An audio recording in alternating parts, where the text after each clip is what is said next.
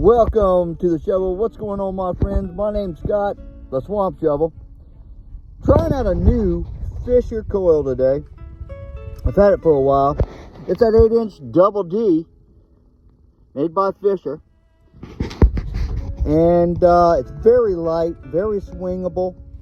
I was kind of getting a little worried in heavy iron, and so I figured I'd come out today on another site that I hadn't really tried to conquer so much. And check it out. Check it out, man. Gun furniture. Down with that little coil just a minute ago. Beautiful, man. Beautiful little piece of gun furniture. I got a feeling we're fixing to walk up on some stuff.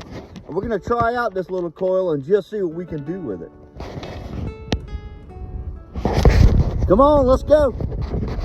Now that piece of gun furniture I just found about 14, 18 inches.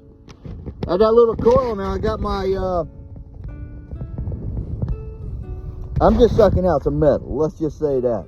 18 inches deep. That's pretty good, man. Listen, never leave your pinpointer at home. Never. I never do, but I did today. It's costing me.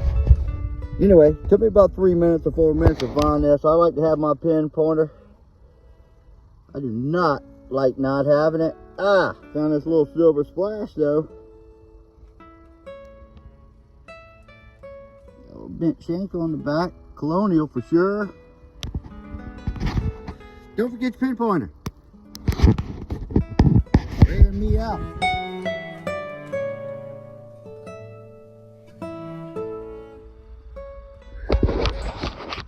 Take me a break for a minute and show you something I always thought was really cool.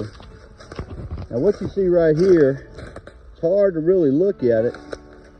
This is what we call an old inland field dike. It's got a raised bed. Now this goes all the way to a little bottom down there, and it has a ditch right beside it. That's where the dirt came from, obviously. But the reason they did that was to drain the highland to the reserve, so they can have water all year long when they need to let it on and off those old rice fields that's way back up in the swamp there. And every now and then when you do detect them, you'll find tools. We found wagon wheels and all kinds of things in them. These are pretty ancient, early 1700s. So mainly what you would find in these would be some hoe heads and some tools and things like that. That usually kind of falls in line. And anytime they met a canal that probably had a bridge on it, dig around there, you'll find some stuff in there too. A lot of iron, broke some stuff and just threw it away. But that's something to think about if you ever run across these things. Now, I've been digging on this stuff for a long time. I was kind of raised in the rice field. It's just cool to see it. This is very old South Carolina history. It's preserved and it's a good thing. But most are not, and they've been gone. So wow, it's cool out here today, but I'm finding some things. And I'm really impressed right now with the little coil. It's hard to test coils and be completely confident when you don't really know what you're doing with them. It takes a little while to do that. And sometimes you get overwhelmed. The iron, it can overwhelm you in anything. I always carry my coil packs so that I can make a decision on what I'm in and what I'm going to dig. You never know what you'll find. I've been in the situations where I ran into the thickest iron. There was no possible way to dig anything in it without killing yourself, and had to come back and try to get my little coil, go back and find it again, and that day I never found it again. So it's out there somewhere, but those kind of things. So always be prepared for that. Test that little coil, but I did bring my little puck just in case. I'm a little ways from that truck, so I don't feel like walking back. So, but so far, so good, man. With this little coil, I'm kind of impressed. Thank you, Fisher. We're going to keep on working with it. Take a little break, drink some water, and get back to it, because there's a lot of ground. I don't think I've got into some heavy iron yet, so let's go.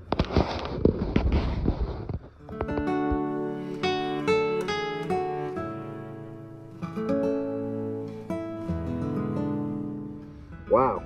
Little coil, smoking it. Now it's a retainer. It's old. For a minute there, though, I didn't know. But it's still old. And a furniture piece, maybe. I don't know. Let's get back. This is on top of the ground, huh? Up there. Just going, swinging it. Woo! And that thing was firing. It's just a flatty. Yep. Top of the ground, let's continue. Signals everywhere I walk. Yes, sir. That's getting it. Alright, so I've got a great scenario here, and this is the exact reason why I do these videos. So we've got this test coil on, and what basically happened is I've got a lot of iron, and there's iron in this hole, which now, as you can see, is still 16, 18, 20 more inches to that piece of iron. But I kept going through this stuff because I had a signal, and it was in that dirt layer. You can see it was probably 6, 8 inches, but it was on top of that piece of iron.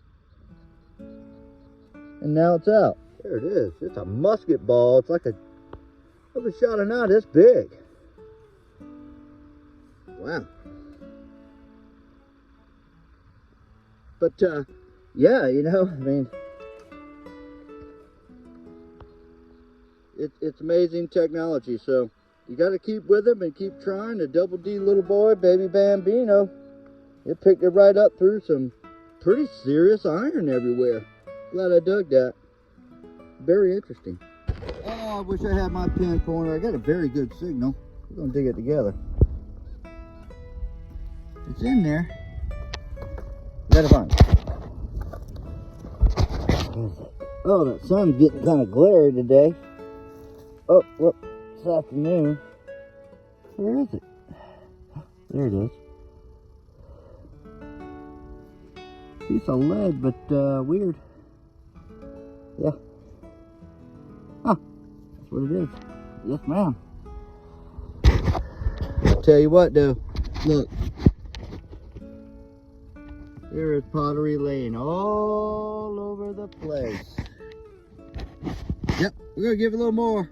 See what we can do with it. Maybe we'll find some more buttons. I don't know. Some markings or something. Definitely on something, though.